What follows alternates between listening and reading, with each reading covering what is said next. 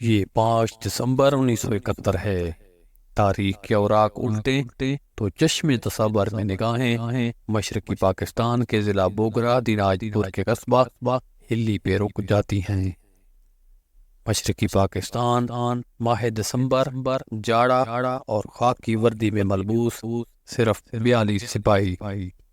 جن کے پاس ہتھیار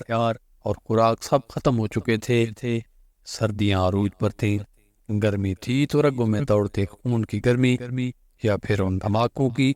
جو دشمن کے بھاری توپ خانے سے اٹھتے اور جب خاموش ہوتے تو بکھرے ہوئے خون کی گرمی ان 7 لمحوں میں اپنی تپش کا اظہار کرتی تھی۔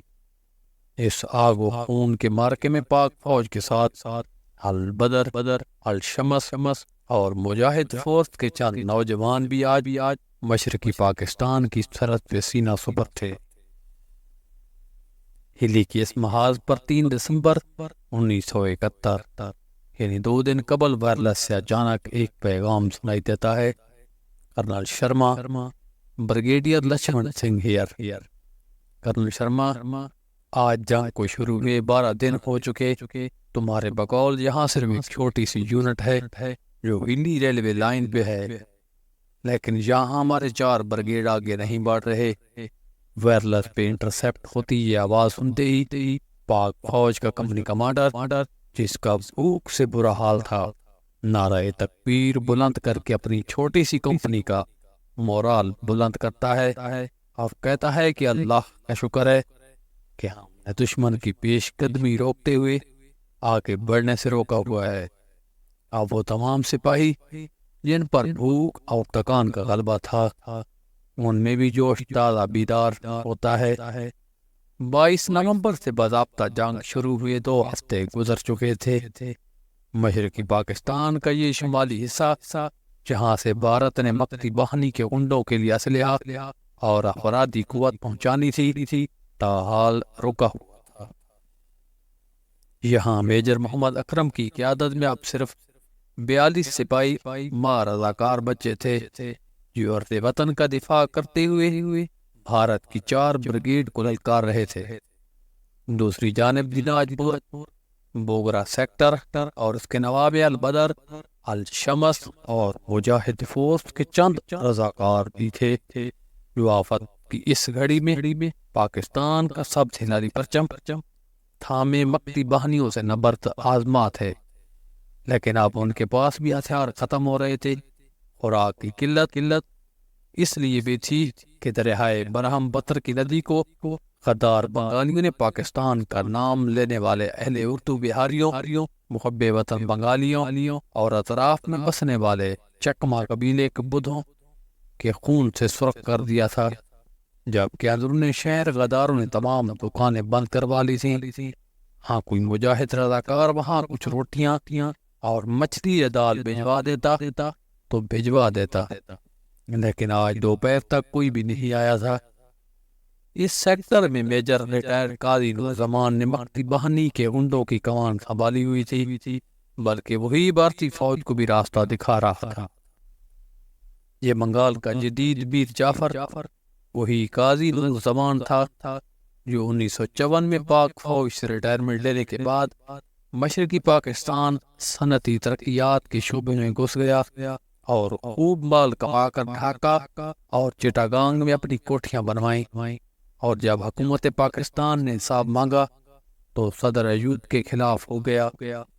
یہ غدار اور دین فروش اب مکتی باہنی کا کرنل بنا ہوا تھا، جس کے ہاتھوں میں بے شمار بے گناہ شہری شہید ہو چکے تھے۔ میجر اکرم جو بوگرا سیکٹر میں موجود بریگیڈیئر تجمل حسین ملک کی قیادت میں ہلی کے مقام پر تعینات تھے، انہیں خبر ملتی ہے کہ پاک فوج کے جوان اور رضاکار جو یہاں خوراک اور دشمن سے چھینا ہتھیار لے کر آ رہے تھے، بونا نامی علاقے کی طرف ان کی مکتی باہنی اور باہر بھارت کی چھاتا بردار فوج سے جھڑپ ہوئی، جہاں صرف 25 اہلکاروں نے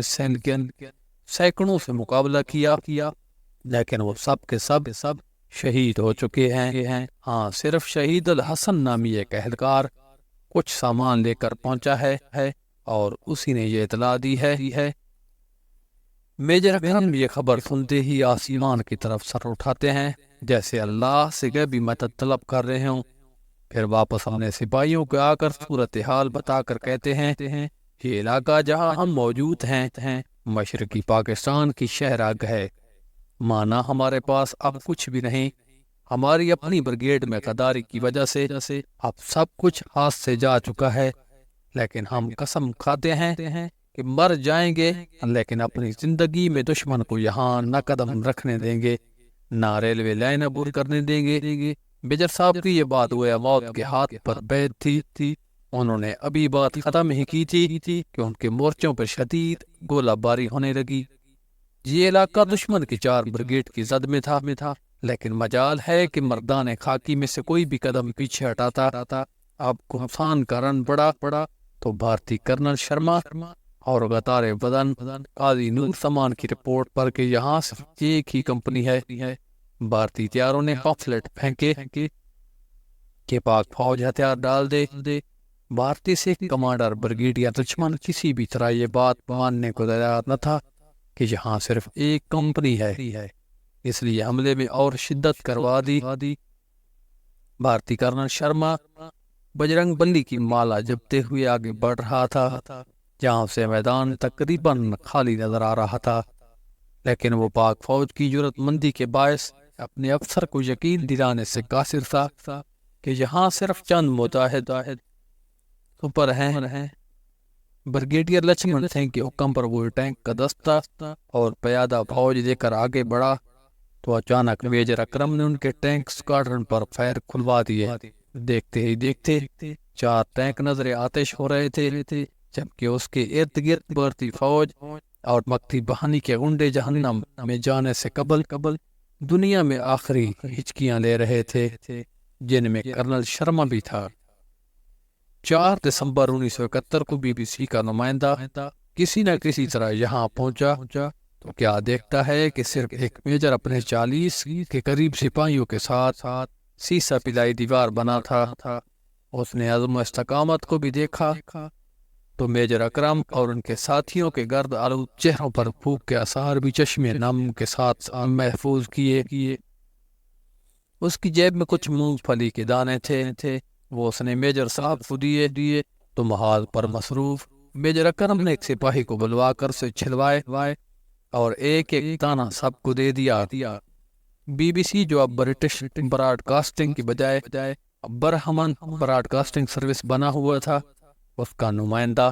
یہ دیکھ کر ضبط برقرار نہیں رکھتا اور انہیں سلیوٹ کرتا ہوا واپس آ جاتا ہے۔ 4 دسمبر 1971 اور 5 دسمبر 1971 کی شب سے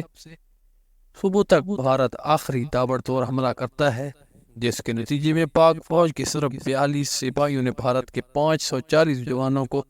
جہنم حاصل کر دیا تھا۔ اسی لیے ریڈیو پاکستان سے یہ نغمہ گونج کر ان مجاہدین پاک کو عقیدت سلام پیش کرتے ہوئے کہہ رہا تھا، غازی ہوتے کرم نبی صلی اللہ علیہ وسلم دا رب دے نیارے نسادے صرف 42 شیراں 540 مارے نے۔ یہ تھے وہ مجاہدین وطن جنہوں نے خون کے آخری قطرے تک مقابلہ کیا اور سب کے سب شہید ہوئے، لیکن ان کی زندگی میں مشرقی پاکستان کی یہ شارک بھارت اور بنگلہ دیش بنانے والوں کے ہاتھ نہ آئی۔ آج پاکستان سے اندرونی اور لاشعوری بغض رکھنے والوں کی زبانیں 16 دسمبر 1971 کا ذکر کر کے نہیں تھکتی اور کچھ اپنی کوتاہ اور نادان سوچ کے ذریعے بھارتی موقف ہی کا ذکر کرتے ہوئے سرنڈر کی کہانی مزے لے کر سناتے ہیں، لیکن وہ مشرقی پاکستان میں پاک فوج اور البدر الشمس اور مقامی اردو بولنے والے بہاری مجاہدوں پر مشتمل مجاہد فوج کے کارناموں کو بھول جاتے ہیں، بلکہ کچھ ناہنجار تو کچھ ناداں حضرات اپنے سیاسی فوکس کی بنیاد پر ان مجاہدوں کی حب الوطنی اور غیرت دینی کو بھی نشانہ بناتے ہیں۔ ان میں زیادہ تر وہی سیاسی جماعت کے حامی ہیں جن کے رہنماؤں نے پاکستان توڑنے میں حصہ لیا یا پھر وہ اس قسم کے مقدر ساتھ ہی بکتے نظر آتے ہیں۔ بہرحال ہلی سیکٹر کے اس معرکہ کے عظیم ہیرو میجر محمد اکرم شہید کو نشان حیدر سے نوازا گیا اور جب ان کے گھر خبر پہنچی تو ان کی والدہ عائشہ بی بی کھانا پکاتے ہوئے ترانہ گنگنا رہی تھی، اے مرد مجاہد جاگ ذرا، اب وقت شہادت ہے آیا، اللہ اکبر، اللہ اکبر۔ جبکہ ہمشیرہ جس نے جنگ ستمبر کے بعد بھائی اکرم سے پوچھا تھا کہ افسروں کو تمغے ملے آپ کو کیا ملا، تو بھائی اکرم جو ظفر بال میں بطور کپتان تھا کہتا ہے اب جنگ ہوئی تو ایسا کارنامہ انجام دوں گا کہ دنیا یاد رکھے گی۔ میں نے بھی بھائی کی شہادت کی خبر سن کر جہاں خوش تھی وہاں اپنے بھائی سے ہمیشہ کے لیے بچھڑنے کا درد بھی اس کی آنکھوں میں آنسوؤں کا سیلاب لا رہا تھا۔ شہید کے دونوں بھائی حافظ قرآن تھے، وہ بھی اپنے بھائی کے کارنامے پر خوشی اور غمی کی کیفیت میں تھے۔ شہید میجر اکرم کو مشرقی پاکستان کے شہر دیناج پور میں مدفون کیا گیا جہاں آج بھی ان کی آرام گاہ مشرقی پاکستان میں قربانیوں کی یاد دلاتی ہے۔ جنرل پرویز مشرف نے غدار متی و رمان کی باقیات تو واپس کی لیکن اس کے بدلے اپنی نشان حیدر میجر اکرم شہید کو نہ لایا جا سکا۔